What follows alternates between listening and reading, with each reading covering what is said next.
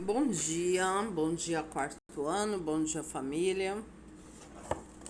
Hoje estamos dando início à nossa nova apostila, a nossa primeira aula da apostila. Hoje, quarta-feira e quinta-feira, estaremos na escola fazendo a entrega desse material, então não deixe de buscar. Muito bem, hoje dia 11/8, né? Hoje é dia do estudante, parabéns a todos os estudantes, principalmente os meus quarto ano B. Muito bem, vamos lá. Hoje vamos iniciar nossa aula com língua portuguesa. E hoje vamos ver algumas pontuações, né? Algumas. Então vamos ao ponto. O ponto ou ponto final é utilizado para terminar a ideia ou o discurso e indicar o final de um período. O ponto é ainda utilizado nas abreviações. Quando eu vou escrever um nome, que eu quero abreviá-lo, quero deixar ele menor, né? Por exemplo, eu quero escrever a palavra adjetivo. Eu coloco A, o D e o J e coloco um pontinho.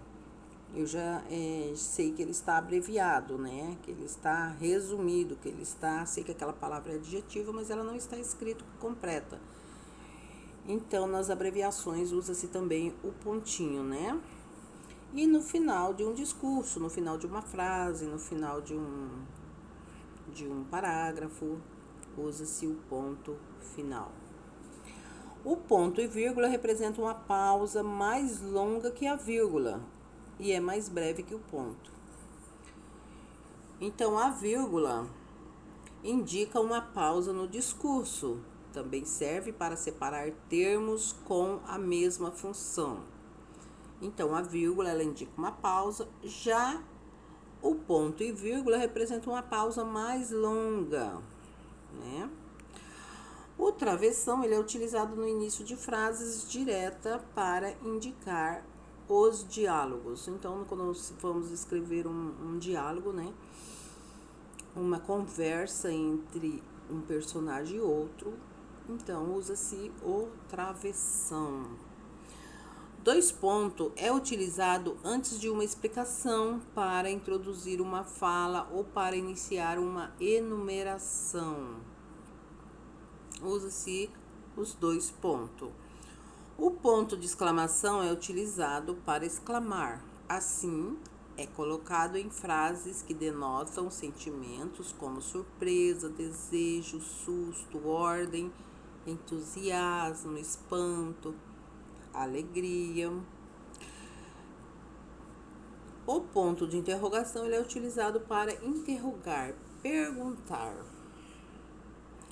Então, vamos fazer a leitura desse texto. É viagem ao interior. Vamos dar uma observada nessa pontuação, né? Viagem ao interior. Rosinha morava na cidade e só havia ido ao sítio da avó Maria quando era bem pequena. Nas férias, sua família foi visitar a avó no campo. Que bom que vocês vieram! Exclama a avó super feliz. Finalmente vou poder mostrar a vocês minha criação de aves premiada.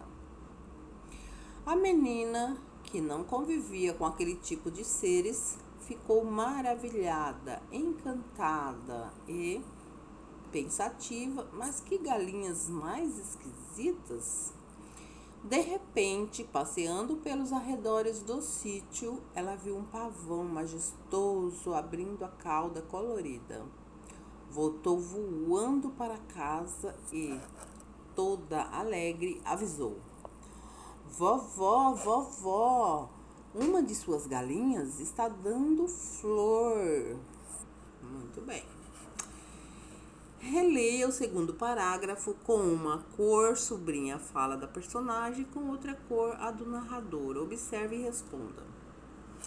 Muito bem, então vamos aqui no segundo parágrafo observar a fala do narrador e a fala do personagem.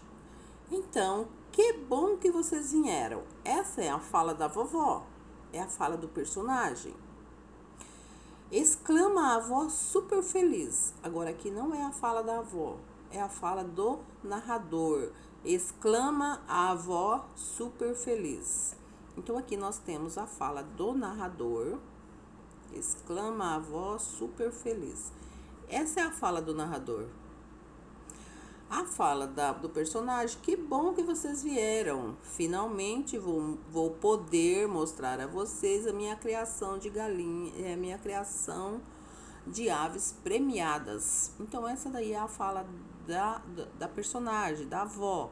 Então vocês vão pintar a fala da avó de uma cor e a fala do narrador, né, que é só essa que eu circulei, de outra cor. Muito bem. Observe qual é a função da vírgula no segundo parágrafo. Para que serve a vírgula, né? Vocês vão voltar lá em cima e ver qual é a função da vírgula, né? Voltem aqui em cima e veja qual é a função da vírgula no segundo parágrafo. A vírgula indica uma pausa no discurso. É para isso, a função dela é essa, né? Continuando então, vamos lá para a atividade 2. Que pontuação poderia ter sido utilizada nesse trecho com a mesma função da vírgula? Então, nós poderíamos usar nesse trecho, com a mesma função da vírgula, poderia usarmos o parênteses ou poderíamos usar o travessão. Teria a mesma função da vírgula. Observe as expressões abaixo. Voltou voando para casa. Uma de suas galinhas está dando flor. Observe essas expressões. Responda. A presença das aspas na palavra voando acrescenta um novo sentido a ela. Qual é esse sentido? Qual é esse sentido? Quando a presença das aspas. O que é aspas? Aspas são esse sinaizinho que está na palavra voando, olha. E na palavra dando flor também tem. São esses sinaizinhos que são colocados em cima, né? Ele abre e ele fecha em cima de uma palavra ou de uma frase, né? Quando é uma fala de alguém, usa-se aspa. Quando ela tem um significado diferente, usa-se aspa, né? Então, tá perguntando aqui. A presença das aspas na palavra voando acrescenta um novo sentido a ela? Qual é esse sentido? Sim, né? Ela acrescenta um novo sentido. A palavra voando aí, ela voltou voando para casa. Está no sentido figurado, né? Então, sentido figurado, isso quer dizer que ela voltou muito rápido, né? Ela voltou correndo para casa. É isso que vocês vão responder. Um novo sentido a ela. Qual é esse sentido? Sentido figurado. A palavra voando quer dizer voltou rápido, voltou correndo. É essa a resposta que vocês vão dar aí na letra A. O que a menina quis dizer com a expressão dando flor? O que ela quis dizer? Ela comparou, né, o pavão, né, quando ele abriu a sua cauda colorida, né, ela comparou o pavão com a planta, né, com uma planta que deu uma flor. Então, ela comparou a beleza do animal, né, o pavão, aquele gesto que ele faz de abrir a cauda toda colorida. E o que a menina quis dizer com a expressão dando flor, né? Ela comparou o pavão com uma plantinha que brota sua flor, né? Então, ela quis dizer que a cauda do pavão era uma flor toda colorida, né? Releia o início do terceiro parágrafo. Então, vamos lá no terceiro parágrafo, reler o início dele. A menina... aqui embaixo já tem. A menina que não convivia com aquele tipo de seres ficou maravilhada, encantada e pensativa. Mas que galinhas mais esquisitas. Nesse mesmo trecho foram usadas reticências. Reticências são esses 3 pontinhos, né? São uma sequência de pontinhos. 3 pontinhos é uma reticência. Depois do e, imagine que o trecho estivesse escrito assim, sem a reticência, né? A menina que não convivia com aquele tipo de seres ficou maravilhada, encantada e pensativa. Mas que galinhas mais esquisitas! O trecho causaria a mesma sensação no leitor sem as reticências? Ele causaria a mesma sensação? Não, né? Ele não causaria a mesma sensação, porque as reticências têm a sua importância, né? O sinal de pontuação que indica interrupção da lógica do pensamento, né? As reticências marcam a interrupção da continuidade textual motivada pelo próprio desejo do autor. Então, quando ele fala, a menina ficou maravilhada, encantada, e ele poderia ter continuado, ela ficou feliz, sorridente, mas ele colocou o e reticência, quer dizer, ele interrompeu aqui, né? Ele interrompeu o seu pensamento, o seu texto que ele estava escrevendo, ele interrompeu, porque ele poderia colocar muito mais adjetivo para essa menina, mas ele interrompeu. Aí coloca-se reticência, mas o leitor, quando ele está lendo, ele vê que teria mais coisas. Mas ele fez uma interrupção aqui, pensativa, mas que galinhas mais esquisita.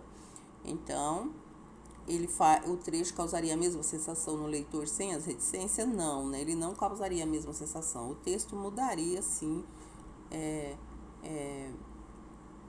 Ele daria ele faz uma diferença, né? Sem a reticência faz uma diferença. Então, aí nós temos história, né? Quem eram os africanos, na página 43, e temos 2 perguntinhas para ser respondida lá em história, que eu vou estar passando para vocês daqui a pouco.